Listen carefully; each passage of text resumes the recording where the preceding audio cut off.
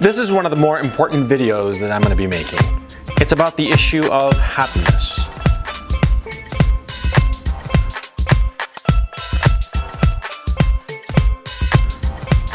Now, in the Western democracies, the idea of pursuing happiness is ingrained. I mean, it's written out in the Declaration of Independence. Life, liberty, and the pursuit of happiness. And it is considered one of the highest ideals of Western civilization. Capitalism, or at least the neoliberal, corporatist capitalism that we currently live under. Well, capitalism also espouses the pursuit of happiness. The pursuit of happiness by way of buying or acquiring or purchasing goods and services and a lifestyle that will make you happy. And that's supposed to be the goal of life. The pursuit of happiness, finding it like a destination, like a garage, like a car garage, right? You're driving around in the car of your life, and you finally arrive at happiness. It's like a place. It's like a nirvana, like a Xanadu, like something like that. The pursuit of happiness as an ideal has given us a very warped perception of what happiness really is. Because think about it. If you're pursuing happiness, and you can find happiness by acquiring things, by acquiring a lifestyle, by acquiring experiences, well, that quickly devolves into hedonism, if you think about it. I mean, just buying things and acquiring things that will make you happy. And so you have to constantly be buying and acquiring more and more things to give you that high of being happy, right? So happiness becomes like this momentary high that you get when you buy something, when you acquire something, when you live a certain way. And you know, when that high fades, you have to up the ante, just like a drug addict. I mean, that's the problem with heroin addicts, right? They take a little bit of heroin the first time and it gives them a big hit. But every subsequent high, they have to take more and more heroin until eventually they OD, right? Or they learn to live without it and they live a kind of like miserable life. So if you look at happiness as a destination, it leads inevitably to hedonism. And hedonism cannot be sustained, just like any kind of drug addiction cannot be sustained. You'll eventually crash. That's the inevitable outcome of trying to pursue happiness in terms of acquiring things. Now, insofar as acquiring people, because a lot of people view the pursuit of happiness as the acquisition of people, of like finding the right friends, of finding the right mate, the right woman. Oh, I'm looking for the perfect woman, and when I find the perfect woman, I'll be happy. Well, the problem with that is that, see, your imagination will always outstrip reality. I mean, right at this second, I can think of the perfect woman. This perfect woman is like, you know, she's a virgin, and yet, you know, under the sheets, she's like this total whore, nympho kind of thing, right? She's like incredibly intelligent and knows everything that I know and perhaps even more things, so that I'm constantly surprised by the things that she knows. And yet she's pleasant and docile and never argues with me, right? She makes the perfect omelet, right? And you know, she's just like, you know, perfect. And if I try to pursue such a woman, I of course will never find her. Because you cannot find the perfect woman, because there's no such person. A perfect woman, that's just a blow-up doll for your imagination. You see what I mean? Perfection, insofar as a woman, insofar as friends are concerned, insofar as the people that you interact with, they are impossible to find. There's no such person. There are only people who are as imperfect as you and I are, and we try to, you know, make the best of what we can with the relationships that we have with them. You see what I'm saying? And so pursuing happiness by way of pursuing the perfect woman or the perfect friends or the perfect social situation of whatever sort you can imagine, that leads to doom and failure as well. Because there is no such perfection. And even if there were, by the very fact of time and how time affects people and how people change over time, that perfection will be momentary and it will be elusive like a mirage. You see what I'm saying? So you can't find happiness by way of things, and you can't find happiness by way of lifestyle, and you can't find happiness by way of people. Well, how do you find happiness? I mean, forget about defining it. Defining it is pretty much impossible. Better minds than yours and mine's combined have failed at the task of defining happiness. You can't really define it, but you can experience it. You can know it. You know it when you experience it, right?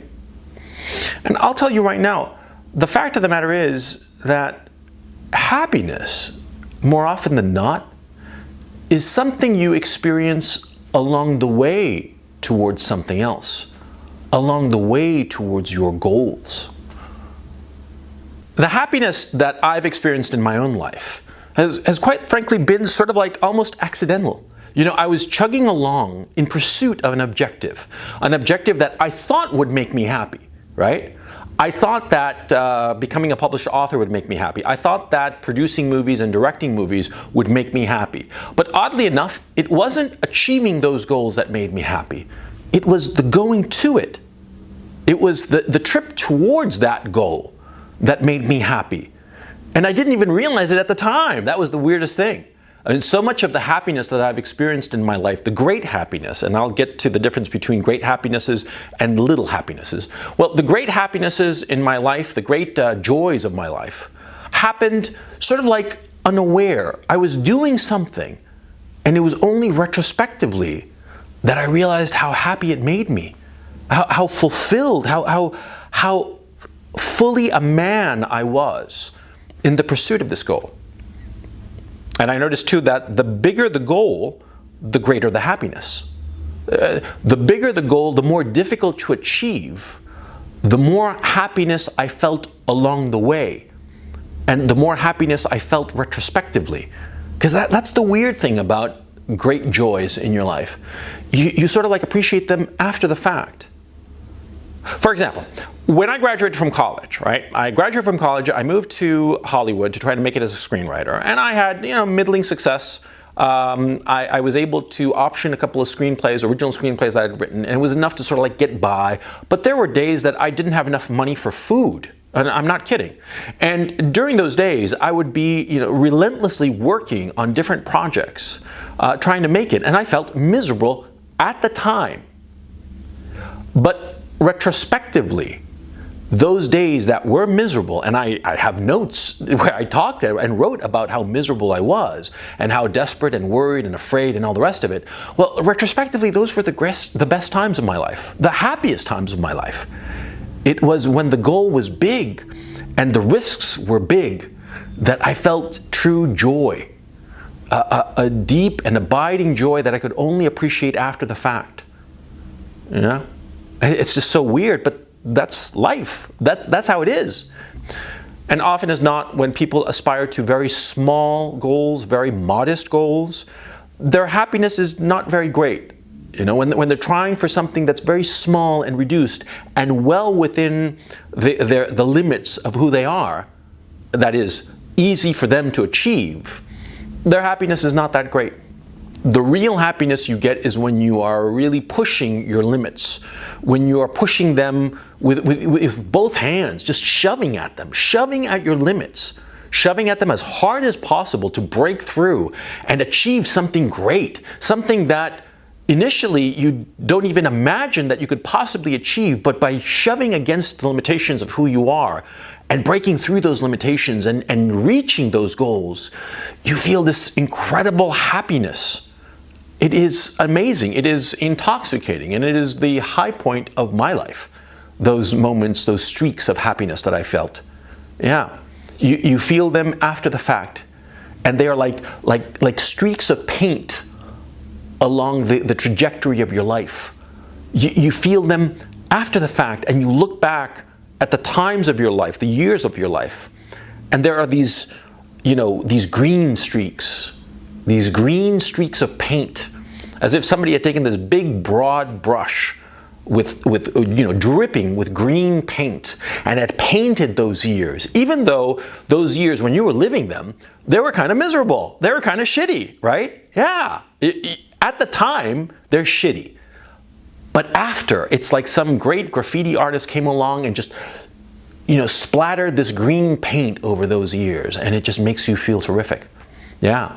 And you look back very, very fondly of those years of struggle and even those years that were a failure.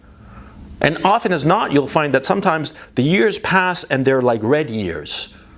Years streaked with red, a failure.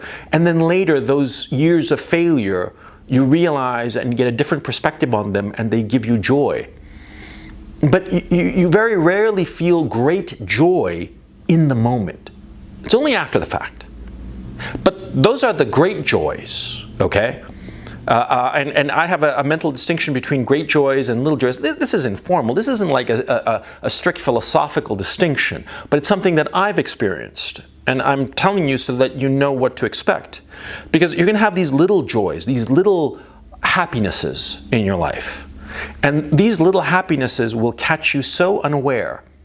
And sometimes you're going to be lucky enough to realize them happening as they occur. A great little happiness is, for instance, having a great and profound conversation with a good friend. And just talking with a good friend about things that are important to you and important to him, and helping one another understand the world and understand your lives.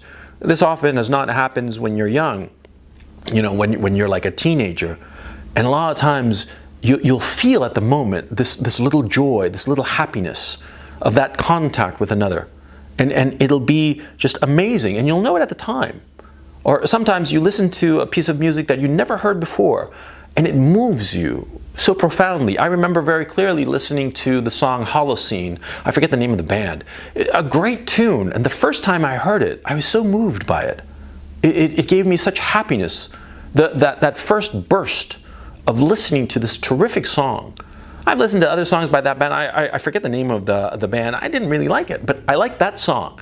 It gave me happiness, a great happiness. But like I said, it's like this little happiness in just the moment, and you can catch it sometimes. And you're going to find that your life is sort of like spotted with these little happinesses along the way. But it's the great happinesses, the happinesses that come from striving towards great goals and pushing your limits.